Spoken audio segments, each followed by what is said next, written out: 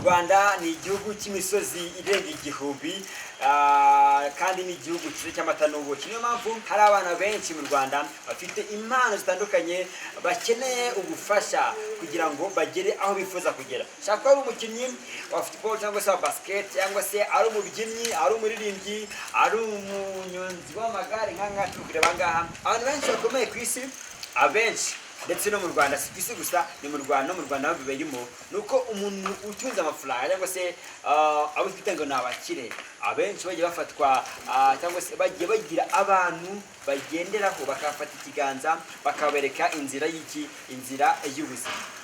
Fata Ikiganza TV ni channel yo kuri YouTube igaragaza umwana mu mpano ze, tukamuvana hasi hahandi batamuzi kuko nta bushobozi afite bwo kuba yagura ibikoresho cyangwa se yagaragara hanze kugira ngo bamubone impano y'umuteza imbere. Icyo dushinzwe nka Fata Ikiganza TV ni ukugenda tukagira izi mpano z'abana bakiri batoya abafite impano zitandukanye tukababereka. Icyo usabwa kora subscribe narangiza ukoreshe ya kugira ngo izi mpano z'abana b'Abanyarwanda bageraho bagera.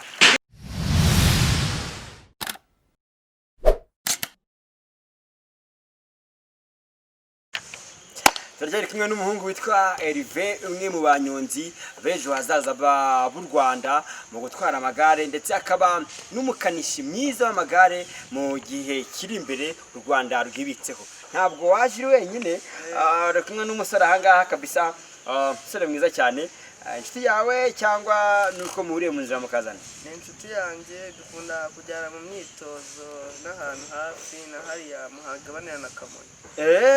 Ni ukuvuga ngo uyu mugabo cyangwa se uyu musore muri kumwe ni umunyeshuri wawe? Yego. Wantu uzi gukomeye bya hatari. Reka nawe tuganire amakuru yawe. Umeze neza?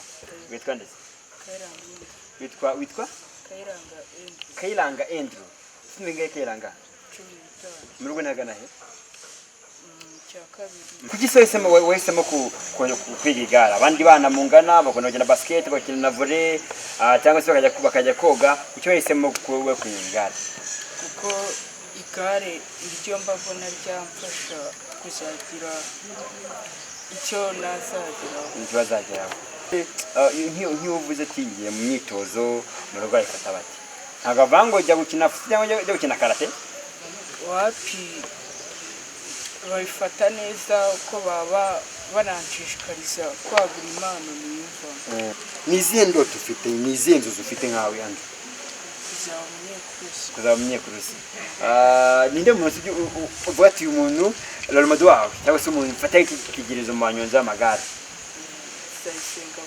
Nzayisenga Valens.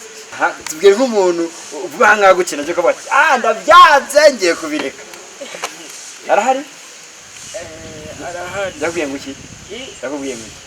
Nyine twakinanaga basket kera ko narayikiniye, nyivuyemo nyine ararakara atangira kunshinga kwigara. Ndevugeze ubu ngubu tubwire nk'ahantu mvuga bati ngenda shimira kana.